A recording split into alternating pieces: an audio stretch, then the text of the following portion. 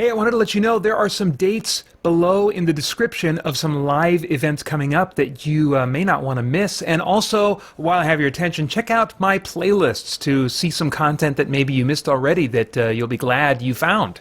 That's all.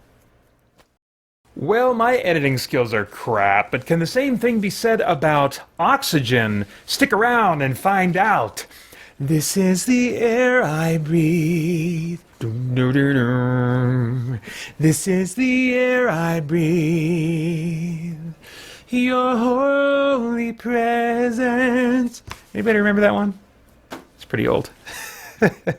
Hey, I'm Peter Franson from christiangeekcentral.com and Spirit Blade Productions. This is my uncut review of Oxygen, which just released this week on Netflix. The synopsis on IMDb reads, a woman wakes in a cryogenic chamber with no recollection of how she got there. As she's running out of oxygen, she must rebuild her memory to find a way out of her nightmare. All right, so what is this beast? Well, first you should know it's French with subtitles, but please don't let that put you off if you're not used to watching movies with subtitles. This is a very performance-driven movie. It's largely about one character, one actor in a tight location, and their performance is carrying the weight of the entire movie. And a lot of what happens in the movie, or how the story is told, is nonverbal anyways. You're watching her reactions, you're feeling her emotions as she's reacting to different situations in front of her, you know. And so it's very performance driven in that way.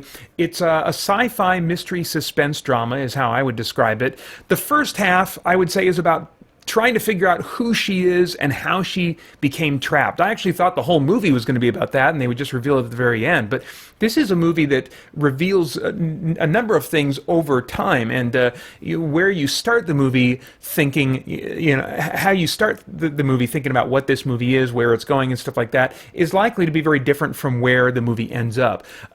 So a lot of this first half, she's putting out one fire after another, just trying to keep herself alive, trying various solutions to escape that fall through or reveal things that surprise her and us as audience members.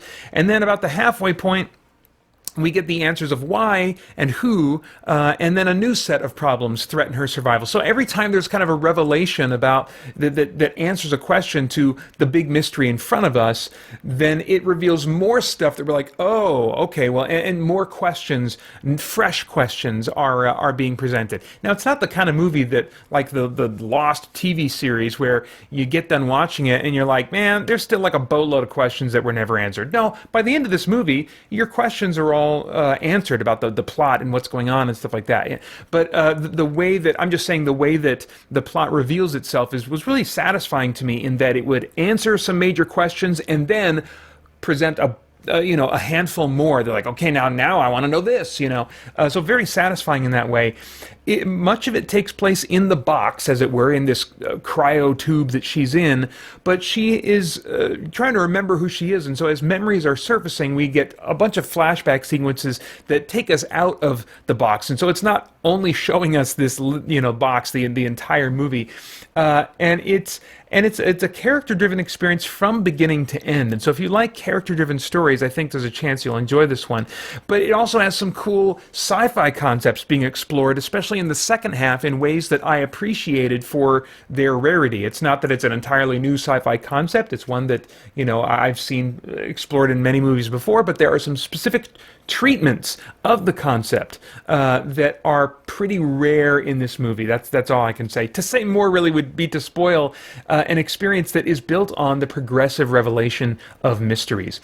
As far as the cast goes, I'll just talk about, and I'm sure I'm going to pronounce her name wrong because it's French, Melanie Laurent. Yeah, that's what I'll say. She plays the main character. She plays Elizabeth, and her urgent emotional performance really transcended the language barrier for me. As I said earlier, so much of it is not about like just kind of the words that are coming out of her mouth, but how they're coming out of her mouth, how she's reacting, what she's doing, how she's scrambling in this tight space to try different things to preserve her life for a little bit longer, and she carried this movie so effectively for me.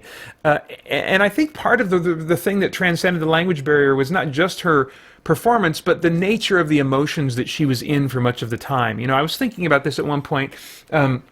that if I'm watching another foreign language movie, I'm missing out on aspects of how this person talks in their native language that I would pick up on in English actors. Maybe there's just a subtle southern twang or some other little subtle aspect of the way they shape words, their accent, or the way that they use their inflection or whatever, that's going to have connotations for me of other people and personality types that I've experienced before. And that just doesn't translate if you're watching a foreign language movie. And so I think it really helps me, and I would assume other audience members who are maybe not used to watching foreign language films, to engage with this, because her emotional state is so heightened the whole time that it's like, all the subtleties of accents and, different personality quirks that might be in there, those are stripped away, and we are dealing with a character who's going through intense emotion that is just universal, And so I appreciated both how the actor carried that and the fact that that emotional state was such a centerpiece